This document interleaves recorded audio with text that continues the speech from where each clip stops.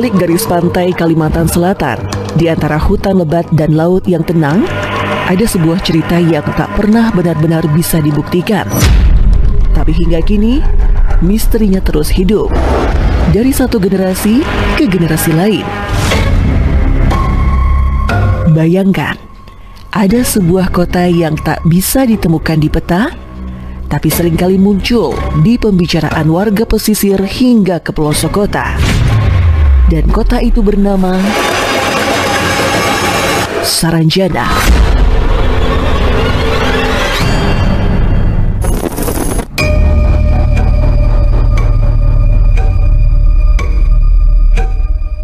Cerita tentang kota gaib ini paling banyak beredar di wilayah Kota Baru dan Pulau Laut Kalimantan Selatan, yang secara administratif, Pulau Laut adalah bagian dari Kabupaten Kota Baru.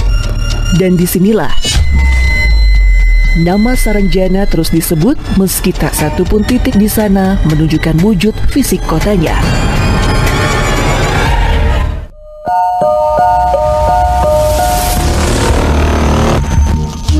Namun anehnya, nama ini bukan sekedar cerita dongeng belaka. Dalam sebuah penelusuran data telah ditemukan arsip Belanda tahun 1929.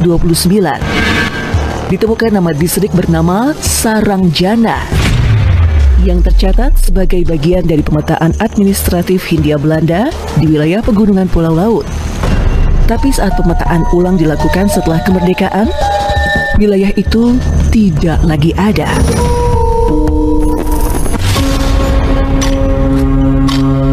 Sejak saat itu, Saranjana berubah nama menjadi Saranjana dan hidup sebagai kota yang konon hanya bisa dilihat oleh mereka yang diizinkan. Siapakah mereka? Benarkah? Samar-samar menyeruak cerita kesaksian yang sulit dinalar, namun mengunggah logika antara percaya dan tidak percaya.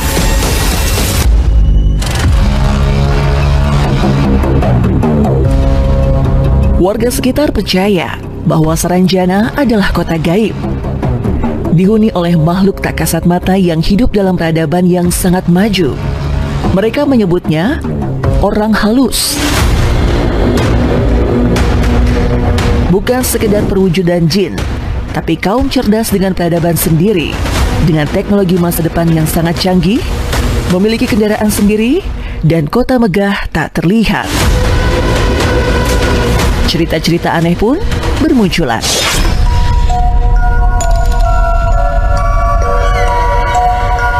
Tahun 1980-an, sebuah kejadian ganjil tercatat di pelabuhan Kota Baru.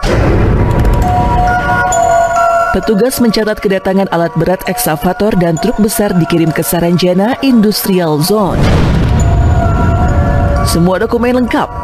Ada surat jalan, stempel resmi, bahkan alamat perusahaan. Tapi saat ditelusuri, lokasi pengiriman mengarah ke hutan kosong. Tak ada bangunan, tak ada proyek, dan perusahaan yang dituju ternyata lenyap. Tak pernah terdaftar dimanapun. Sejak saat itu, nama Saranjana mulai dibisikkan lebih hati-hati.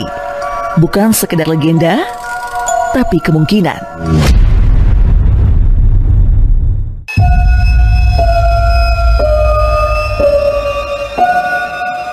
Seorang perempuan muda dari Tanah Bambu juga punya cerita.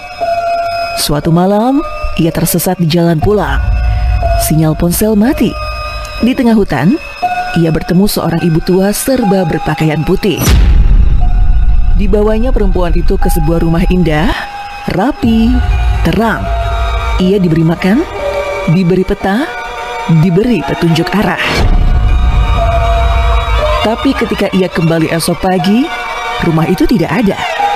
Penduduk lokal mengatakan rumah itu telah rata dengan tanah lebih dari 7 tahun lalu.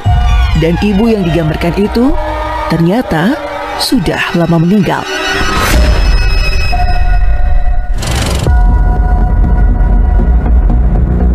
Lalu keanehan lainnya, ada kisah Arya. Seorang arsitek urban dari Jakarta datang ke Kota Baru untuk survei proyek Kota Baru. Ia skeptis dengan cerita berbalut tabir misteri tersebut. Ia bahkan tak percaya tentang keberadaan makhluk yang tak kasat mata. Tak percaya hal-hal gaib, Sebagai seorang akademisi profesional, baginya semua harus terukur dan dapat dikalkulasi dengan fakta data.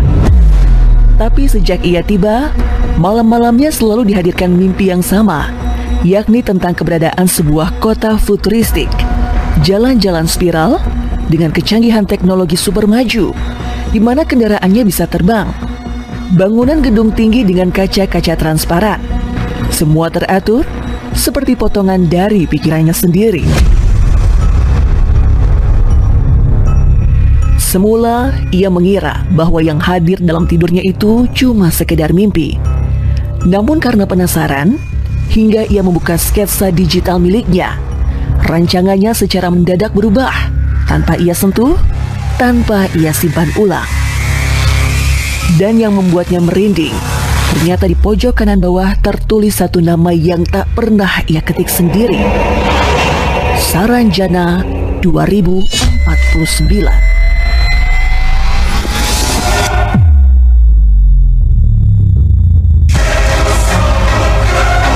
Saranjana mungkin bukan kota yang hilang, bukan pula kota yang belum ditemukan.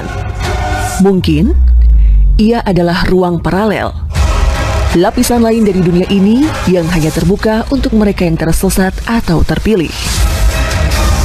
Dan jika suatu hari kebetulan menyusuri jalan yang terasa terlalu mulus, melewati hutan yang terlalu sepi, dan tiba-tiba merasa seperti ada kota yang memanggilmu dari kejauhan, berhenti, putar balik, karena mungkin saja terlalu dekat dengan sesuatu yang tak pernah dimaksudkan untuk kau lihat.